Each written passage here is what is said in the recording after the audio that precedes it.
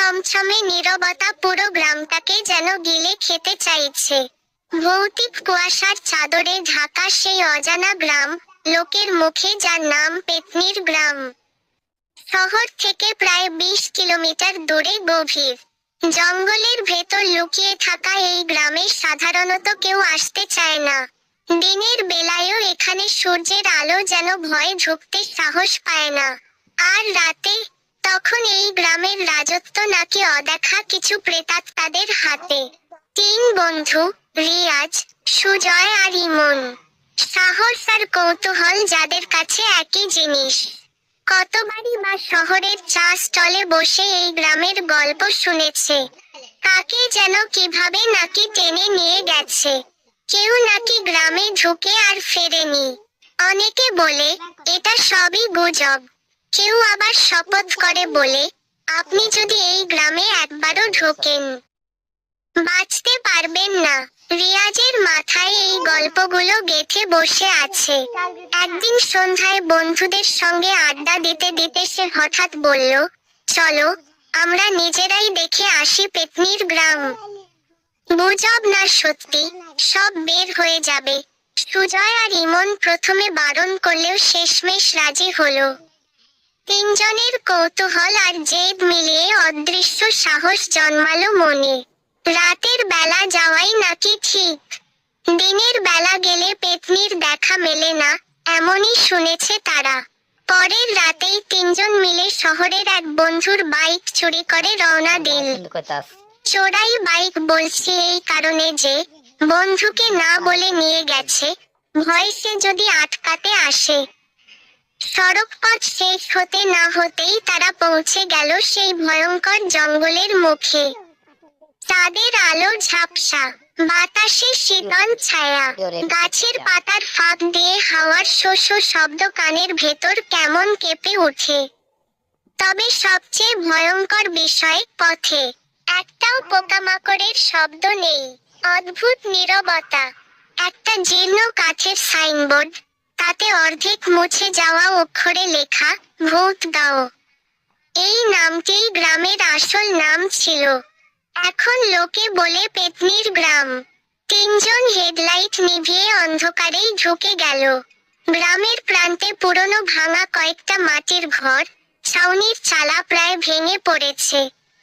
সেসব দেখে বোঝা যায়, বহু বছর কেউ এখানে থাকেনি। রিয়াজ হাসলো, দেখলে, সব গুজব। মানুষ থাকেই না, পেত্নী আসবে কোত্থেকে? হঠাৎ ইমন ফিসফিসিয়ে বলল, চুপ কর। ওইটা কি? একটা কুঁড়ে ঘরের সামনে দূর থেকে দেখতে পেল, একজন বয়স্ক মহিলা বসে আছে মাটিতে। মাথার চুল এলোমেলো, সাদা জামা। সে নাকি হালকা গুনগুন করছে, গান নয়, যেন কান্নার মতো। সুজয় কাপা গলায় বলল, চল পালাই, এইখানেই ভুল করছি আমরা। কিন্তু রিয়াজের কৌতূহল আরো বেড়ে গেল। সেই সামনে এগিয়ে গেল, বলল, মা, আপনি এখানে কি করছেন? মহিলা মুখ তুলল। তার চোখ দুটো একদম ফাঁপা, যেন চোখ নেই। ফাঁকা গর্তের মতো, মুখে অদ্ভুত হাসি। সে গুনগুন করতে করতে বলল, তোমরা কেন এসেছো এখানে? চলে যাও, এখান থেকে চলে যাও।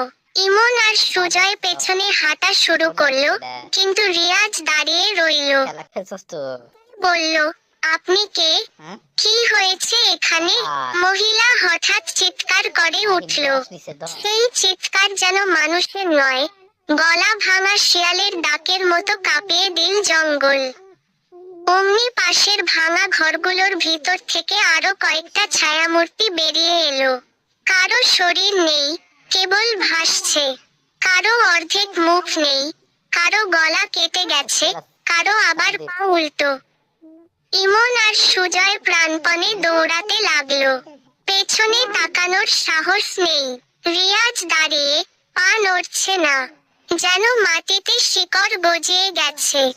ছায়ামূর্তিগুলো রিয়াজকে ঘিরে ধরল। তাদের গলা থেকে ফিসফিসানি ভেসে আসে, আমাদের সঙ্গে চলো, আমাদের সঙ্গে চলো। রিয়াজ ফ্যালফ্যাল করে তাকিয়ে থাকে। তার ঠোঁট কাঁপে, কিন্তু কথা বের হয় না। চোখের সামনে ঝাপসা হতে থাকে চারপাশ। একসময় ইমন আর সুজয় দৌড়াতে দৌড়াতে জঙ্গলের শেষ প্রান্তে পৌঁছায়। হঠাৎ তারা শুনতে পায়, পেছনে থেকে যেন রিয়াজের গলা ভেসে আসছে, কিন্তু সেই গলা কি সত্যিই রিয়াজের, নাকি অজানা কারো? কয়েক ঘন্টা পর ভোরের আলো ফুটতে থাকে। ইমন আর সুজয় কোনোভাবে গ্রাম ছেড়ে বেরিয়ে আসে। তারা শহরে ফেরে, পুলিশকে সব বলে।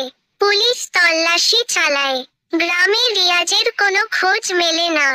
কেবল এক জায়গায় পড়ে থাকে রিয়াজের চামড়ার জ্যাকেট আর তার মোবাইল, যেটার স্ক্রিনে শেষ ছবি হিসেবে গ্রামের ভাঙা ঘর আর সেই অদ্ভুত মহিলার আবছা মুখ।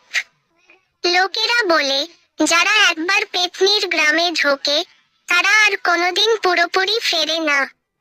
ইমন আর সুজয়ও ফিরে এলেও আজও মাঝরাতে তাদের ঘুমের ভেতর রিয়াজের ডাক শোনা যায়।